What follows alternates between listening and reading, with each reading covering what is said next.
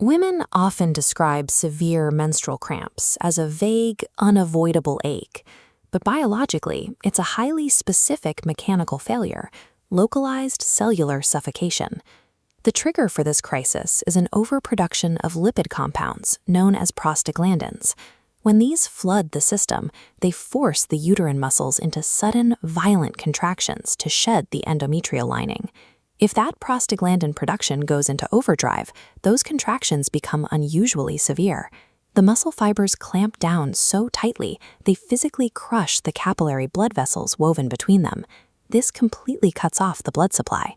The uterine tissue is suddenly starved of oxygen, a state clinicians call hypoxia.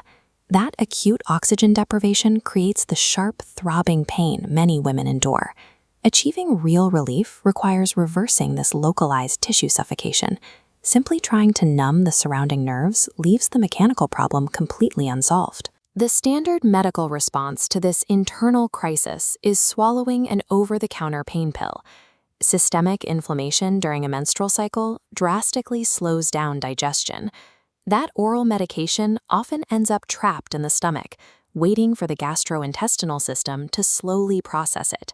When it finally moves forward, the compound has to navigate highly acidic stomach fluids and the liver's strict filtration system, a gauntlet known as first-pass metabolism. This declining bar chart tracks a typical oral dosage as it passes through those sequential digestive checkpoints. By the time it clears the liver and enters the bloodstream, an oral supplement can lose up to 80% of its therapeutic active ingredients. Relying on a compromised digestive tract during a period is a highly inefficient strategy for delivering emergency cellular relief. Intravenous therapy bypasses that digestive bottleneck entirely to provide immediate relief. Delivering a spheral saline solution directly into the circulatory system guarantees 100% immediate bioavailability. Every drop goes to work instantly. The initial mechanism of action is purely physical. The sudden influx of fluid rapidly expands your total blood volume. That enhanced volume exerts internal pressure, forcing open those crushed uterine vessels.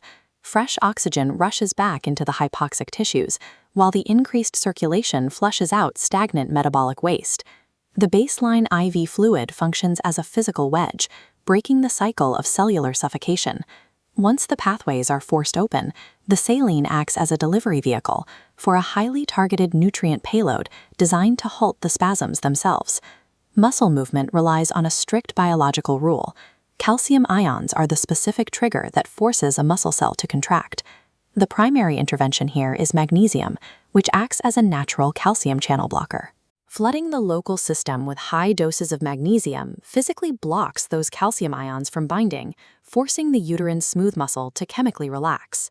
The drip also carries secondary systemic nutrients.